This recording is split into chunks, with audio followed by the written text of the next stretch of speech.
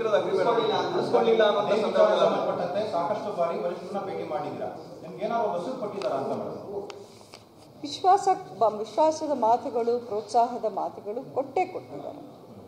ಅದಕ್ಕೆ ತಾನೇ ನಾನು ಅಷ್ಟು ವಿಶ್ವಾಸದಿಂದ ಹೇಳ್ತಾ ಇದ್ದೀನಿ.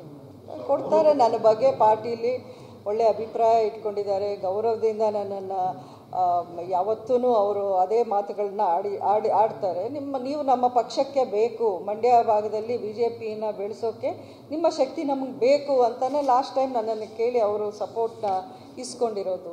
ಇಷ್ಟು ಆದಮೇಲೆ ನಿಮಗೆ ನಂಬಿಕೆ ಬರಲಿಲ್ಲ ಅಂದರೆ ಇನ್ನು ಒಂದು ವಾರ ಕಾಯಿರಿ.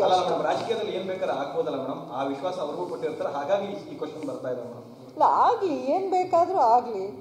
ಅಲ್ಲ, ಈಗ ಯಾರು ನಾವು ಅನ್ಕೊಂಡಿದ್ದೆಲ್ಲ ಆಗಲೇಬೇಕು ಅಂತ ಕೂತ್ಕೊಳ್ಳಲ್ವಲ್ಲ. You have to take everything. ಅದೆಲ್ಲ ಬಂದಾಗ ಆದಾಗ ನೆಕ್ಸ್ಟ್ ವೀಕ್ವರೆಗೆ ಕಾಯಿರಪ್ಪ. ಇಷ್ಟು ನಾನೇ ಎಷ್ಟು ತಾಳ್ಮೆಯಿಂದ ಇದ್ದೀನಿ, ನಿಮ್ಗೆ ಯಾಕೆ ಇಷ್ಟು ತಲೆ ಕೆಡಿಸ್ಕೊಳ್ಳಿ? ಅಲ್ಲ, ನೀವು ಹೋಗಿ ಕೇಳಿದ್ರೆ ಅವರು ಬೆಂಬಲಿಗರ ಆಸೆ ಏನು, ಅಭಿಪ್ರಾಯ ಏನು ಅವ್ರು ಹಂಚ್ಕೋತಾರೆ. ನನಗೆ ಗೊತ್ತಿರೋ ಮಟ್ಟದಲ್ಲಿ ನನಗೇನೇನು ಮಾಹಿತಿಗಳಿರುತ್ತೋ ಅದನ್ನು ನಾನು ಹೇಳ್ತಾ ಇದ್ದೀನಿ. ಇನ್ನು ಏನು ಇಷ್ಟು ತಿಂಗಳು ಕಾದ್ವಿ, ಇನ್ನು ಒಂದು ವಾರದ ಮ್ಯಾಕ್ಸಿಮಮ್ ಒಂದು ವಾರ, ಅಷ್ಟರೊಳಗೆ 2 ದಿನದಲ್ಲೂ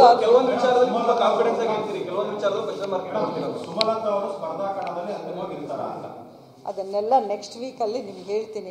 ಈ ಥರ ನಾನು ಹೇಳೋಕ್ಕೆ ಇಷ್ಟ ಇಲ್ಲ.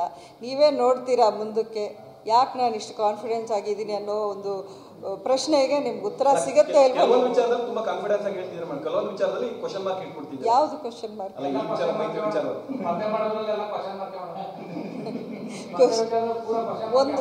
ಒಂದು ವಿಷಯ ಹೇಳ್ತೀನಿ.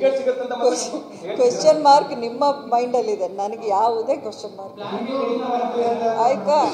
ಕ್ವಶನ್ನು ನಿಮ್ಮ ಮೈಂಡಲ್ಲಿದೆ, ನನ್ನ ಹತ್ರ ಆನ್ಸರ್ ನೆಕ್ಸ್ಟ್ ವೀಕ್.